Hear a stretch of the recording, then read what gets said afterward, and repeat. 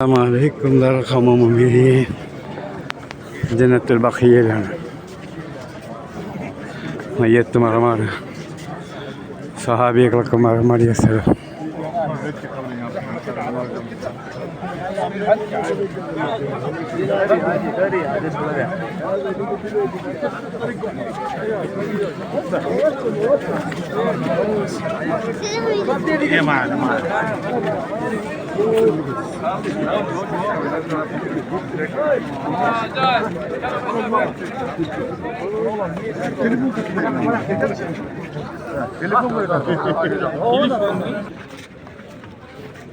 ജന്നത്തുൽ ബഖീയിലെ സ്വഹാബികളെ ഖബർസ്ഥാനായി കാണുന്നത് ലക്ഷോപലക്ഷൻ്റെ സ്വഹാബികളെ മറവിയിലെ ഈ ഖബർസ്ഥാനിൽ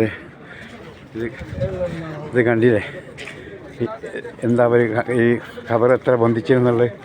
ഇത്ര റസൂലുള്ളാഹി സ്വല്ലല്ലാഹു അലൈഹി വസല്ലം വെച്ച് അടുത്തവർ ആരും വേറെ ഇല്ലല്ലോ. ഇവിടെ മഖബറല്ല, ഒരു സംഗതി ഇല്ല. നമ്മുടെ നാട്ടിൽ ഇത് വെച്ചിട്ടാണല്ലോ കച്ചവടം ചെയ്യുന്നത്. അന്തും കുന്തും ഇല്ലാത്തവർ മരിച്ചു വെച്ച് ഔലിയാണ് കൂലിയാണെന്ന് പറഞ്ഞിട്ട് ഇത് കണ്ടില്ലേ? സ്വഹാബികൾ ഒരുപാട്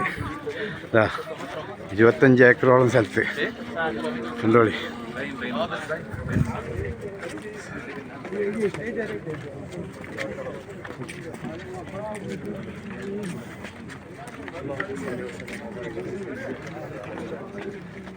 ശോഭലക്ഷം സ്വഹാബികൾ. അസ്സലാമു അലൈക്കും വറഹ്മത്തുള്ളാഹി.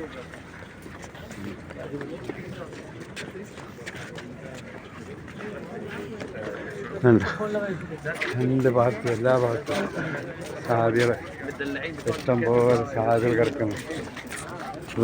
ഈ സഹാബികൾ എത്ര അടുത്ത റസൂലുള്ളാഹിനോട് ദുനിയാവിൽ ആർക്കെങ്കിലും ഉണ്ടോ?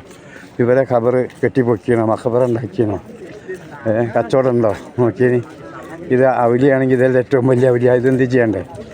ഇവിടെ എന്തെങ്കിലും ചെയ്തു വേണോ? നമ്മുടെ നാട്ടിൽ കുറഞ്ഞ ആൾക്കാർ കാട്ടിക്കൂട്ടിന എന്തെല്ലാം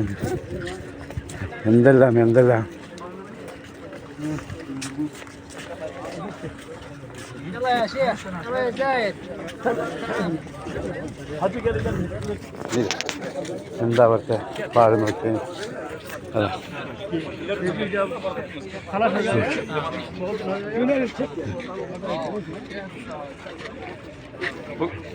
ശരിക്കും കണ്ടാളി. ഇതാണ് ഇവിടുത്തെ അവസ്ഥ. ഇത് നമ്മളെന്തെല്ലാം കാട്ടിക്കൂട്ടുന്നത്.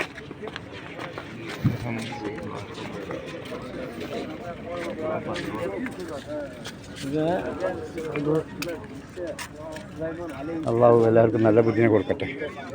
ഇത്തരം ഇത് കാണേണ്ട കാഴ്ചയല്ലേ? ഇതല്ലേ നമ്മുടെ അള്ളാഹിൻ്റെ റസൂലിൻ്റെ അടുത്ത ആളുകൾ ചെയ്തത്?